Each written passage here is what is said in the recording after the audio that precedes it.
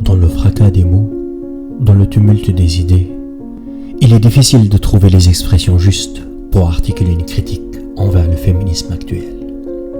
Tout de même, je m'aventure avec beaucoup de précaution, cherchant à tracer les empreintes de mes réflexions sur ce sujet. Au fil du temps, le mouvement féministe semble avoir parfois égaré son objectif de départ, baignant dans un carcan de contradictions et un labyrinthe d'idées reçues et de stéréotypes.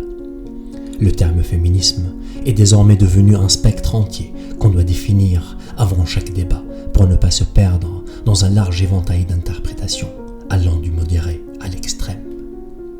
Malheureusement, dans l'excès, quand on se pose à l'extrême, on risque de s'éloigner de notre propre identité, en se construisant une nouvelle identité en opposition à celle de l'autre sexe. Ce qui fut jadis une noble cause semble parfois manipulé par des hommes déconnectés, égarés parmi les valeurs qu'elles prétendent clamer. L'égalité. Face à une poignée d'hommes machistes, nous assistons à la naissance de la femme misandre 2.0, qui ne compte faire aucune mise à jour à son système.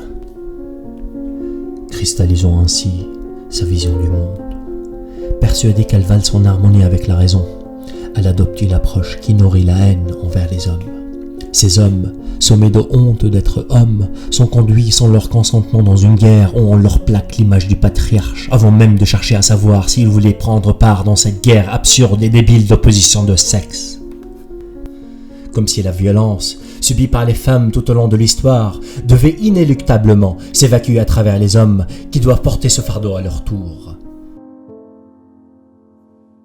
Cependant, il est essentiel de rappeler que le féminisme authentique fait encore résonner la voix de vraies femmes opprimées, et il est impératif de ne pas détourner les regards de cette cause. En évoquant les tourments vécus par les femmes, nous ne devons pas cesser de lutter contre ces injustices. Mais que dire des hommes qui se sont perdus dans l'obscurité de leur propre souffrance? Des hommes qui n'osent même pas franchir le seuil d'un commissariat ou d'un cabinet de psychologue pour demander de l'aide, par peur d'être jugés, humiliés, dépossédés de leur masculinité. Des hommes victimes de violences physiques, violences psychologiques, de manipulation, de trahison, des histoires restées dans l'ombre. Le taux de suicide élevé chez les hommes est un cri d'alarme et il est nécessaire de chercher les racines profondes de cette tragédie.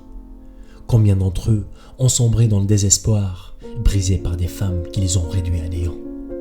Combien ont été poussés au bord du gouffre par des actes de perversion et de cruauté?